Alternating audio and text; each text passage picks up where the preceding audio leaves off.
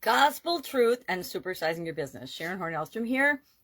13 signs that someone is lying to you. This is an idiom and expression that's been around since the 1300s, but of course it's probably been around since biblical times because it refers to the gospel according to the Bible, whichever Bible you might read or use or whatever, or refer to. But it means that things in the Bible are assumed to be the gospel truth, the absolute truth. That's something, and it's used to say, hey, that's the gospel truth, meaning the thing I just told you is absolutely true.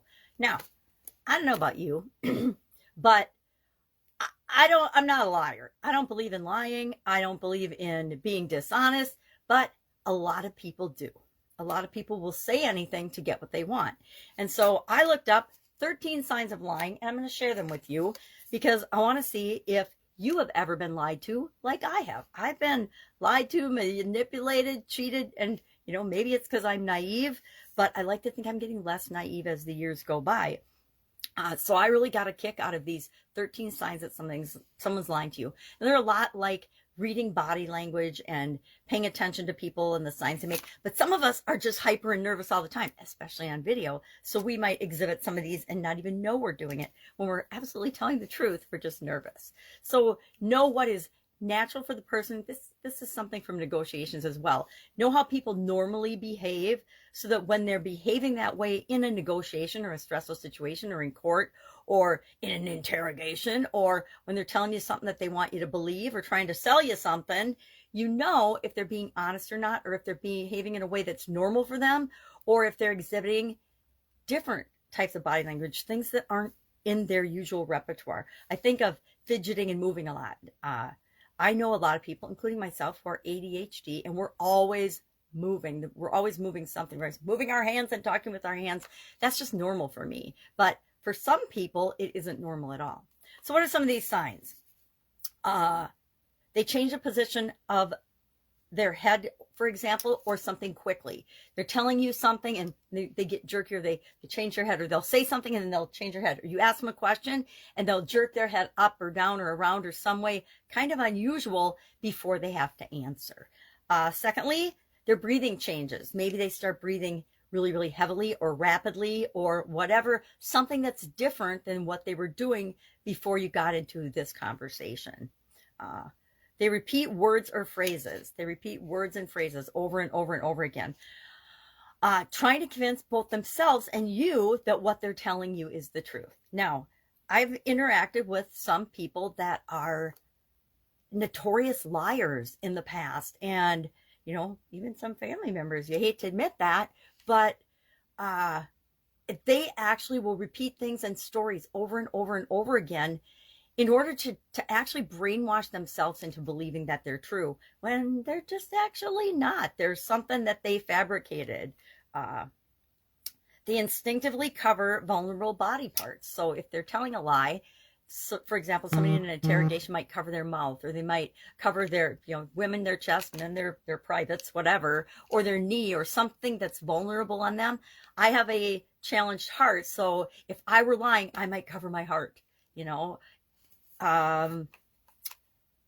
They touch or cover their mouth. Oftentimes when somebody's lying to you, they'll cover their mouth or they'll touch their mouth, and they think it's for emphasis, but really it's a cue that they're not telling the truth because their subconscious is trying to prevent them from lying, right? Because they know they're telling a lie.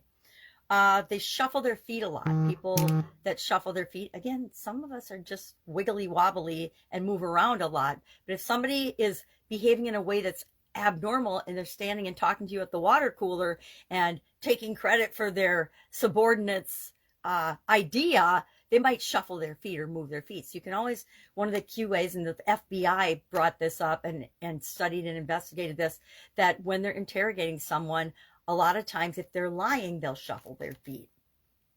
They provide too much information, excess details, excess talking.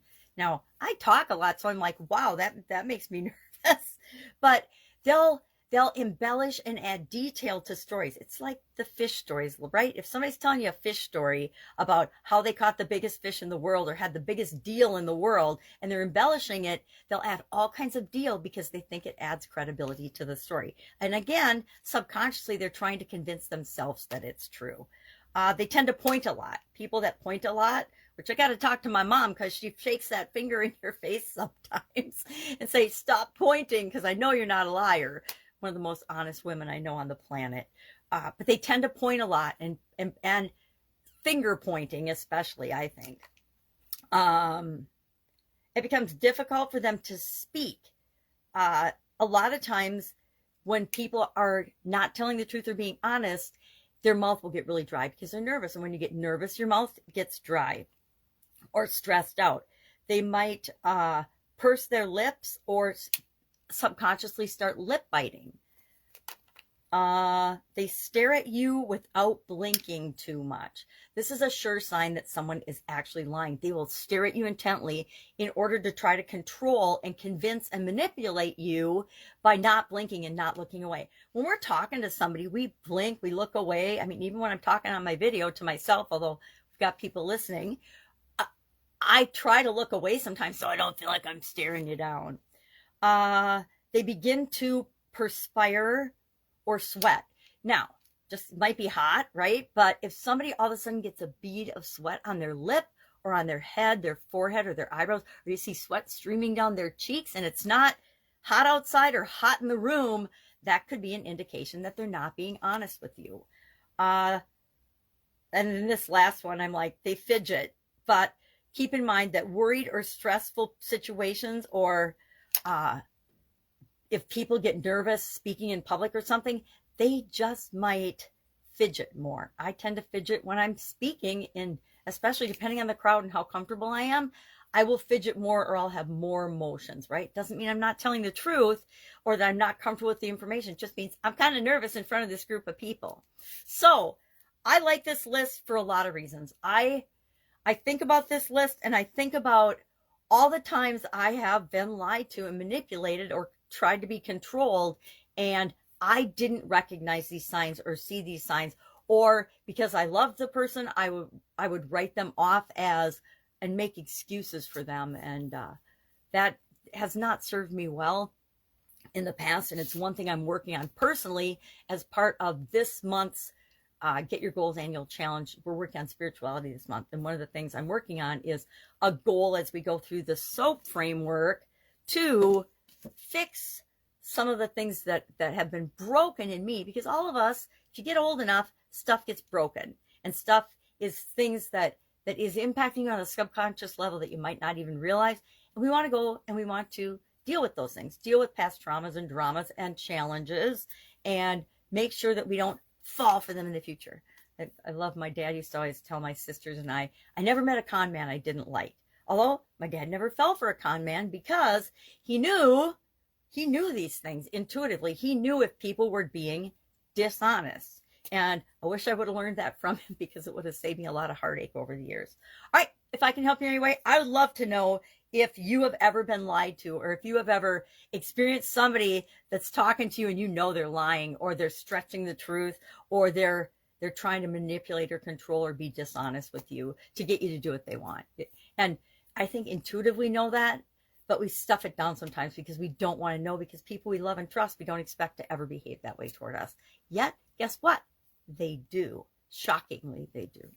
All right. And how does this help us grow and supersize our business? Well, of course, we want to deal with people that are being honest and trustworthy and forthright with information and things whenever we're growing and building and supersizing our business. That includes our customers, our employees, or our co-workers, our vendors and suppliers, everybody that we interact with. We want to be honest, and we want to first be honest ourselves, right? All right, have an awesome day. I will, of course, be with you tomorrow with another interesting idiom. What does it mean? Where does it come from? And how might you use it to build and grow and supersize your business? Have an awesome day, and I'll be with you tomorrow. Bye.